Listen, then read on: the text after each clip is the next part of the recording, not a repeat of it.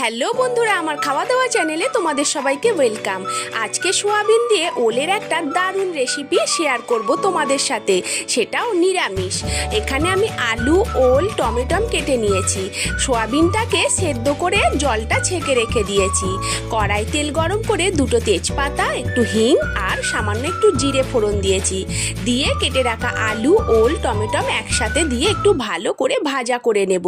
তারপর এতে আদা বাটা, ধনে জিরে গুঁড়ো, লঙ্কা হলুদের গুঁড়ো দিয়ে মশলাটাকে ভালো করে একদম কষিয়ে নেব। তারপর এটা কষানো হয়ে গেলে তাতে সেদ্ধ করে রাখা সোয়াবিনটা দিয়ে আবারও ভালো করে কষিয়ে নেব। এরপর তাতে পরিমাণ মতো উষ্ণ কুসুম গরম জল দিয়ে দেব। দিয়ে এটাকে আমি কুকারে দুটো সিটি মেরে নেব তাড়াতাড়ি করার জন্য। তার মধ্যে আমি ঘি আর গরম মশলা দিয়ে কুকারে দুটো সিটি মেরে নিয়েছি। এরপর কড়াই ঢেলে ফুটিয়ে নিলেই রেডি হয়ে গেল আমার একটা অসাধারণ ওল দিয়ে সোয়াবিনের রেসিপি। তোমাদের কেমন লাগলো সেটা অবশ্যই জানাবে। আর আমার যারা নতুন বন্ধু, চ্যানেলটিকে সাবস্ক্রাইব করতে ভুলো না।